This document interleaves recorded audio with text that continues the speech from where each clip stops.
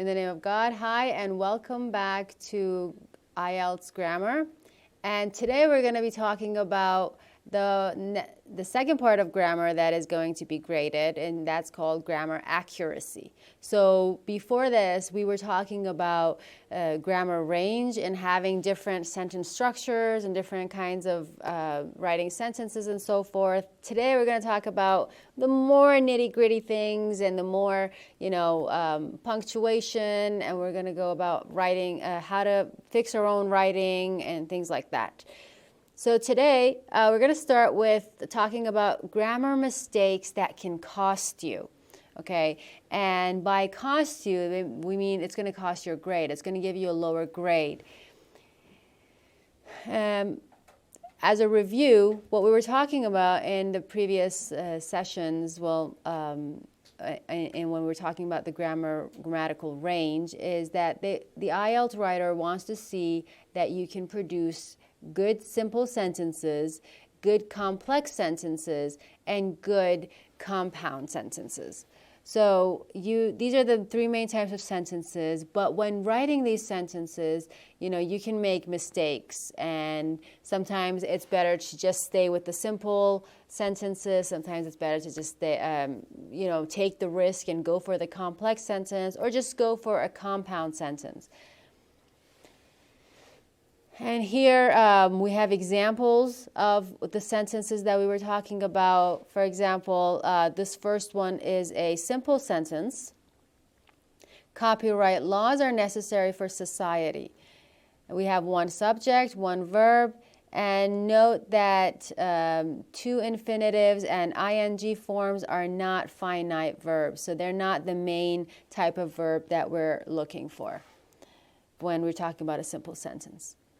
The next sentence says copyright laws are necessary for society as they provide rewards and protection to original artwork creators. So what kind of a sentence is this? This is a compound sentence, and you have both sentences can stand alone, so you don't necessarily need them to be together, but it's better if you can. Again, what are copyright laws? Laws that will prevent someone else from copying your work or using it without your permission. And so and for compound sentences, you need one subject, one verb, and then you combine that with one subject, one verb, using a coordinating conjunction. And remember what the coordinating conjunctions are.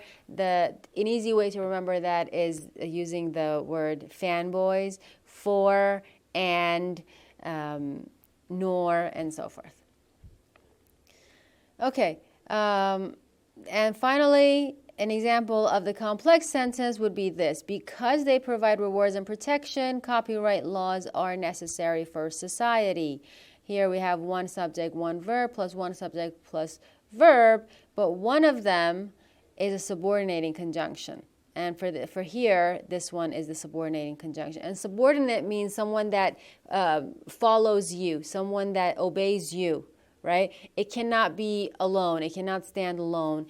And this one would be because they provide rewards and protection. یعنی جمله‌ای رو که با because شروع می‌کنه در واقع جمله کامل نخواهد بود و نمیتونه به تنهایی باشه. این بحث coordinating and subordinating conjunctions هست که در واقع ما گفتیم coordinating conjunction همون کلمات مثل and, but, or, so, nor, for اینها هست که میتونه دو تا جمله کامل رو به هم وصل کنه. ما در کنار به اینها میگن coordinating, why they coordinate two things very equally, but we have subordinating conjunctions and those اسمشون مهم نیست، فقط اینکه بدونید که دو فرم هست، هم coordinating conjunction هست هم subordinating conjunction هست که در واقع subordinating conjunction رو معمولاً برای جمله های کامپلکس استفاده میکنن و از این نوع کلمات استفاده میشه. Even though, although, because و اینها رو بهش میگن subordinating conjunction. در واقع coordinating conjunction رو برای جمله های که کامپاوند هستن و میتونن به تنهایی برای خودشون باشن استفاده میشه و subordinate conjunction برای جمله هایی که به تنهایی نمیتونن باشن و از اینها استفاده میشه که جمله های کامپلکس درست کنیم. خب communication between family members is less nowadays. That's an independent clause that can stand on its own, that doesn't have a problem. Now, this is my subordinate conjunction even though we have more technological advances. خب در واقع این کلمه‌ایه که این دو جمله رو به هم وصل میکنه.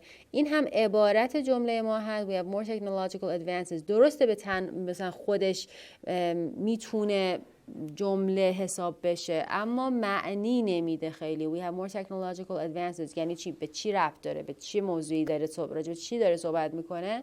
پس این بهش میگن dependent clause یعنی ربط داره. پس dependent clause هم میتونه این معنی رو بده که اصلا جمله معنی نمیده بدون خود یعنی استراکچر مثلا ساده جمله رو هم معنی نمیده. چون اگه بخوایم بگیم even though we have more technological advances خب این اصلا جمله ناقصه. اگر هم بخوایم بگیم از اینجا ما حساب کنیم we have more technological advances مفهومی معنی نداره. So this is an example of this is a subordinate conjunction and that's for that.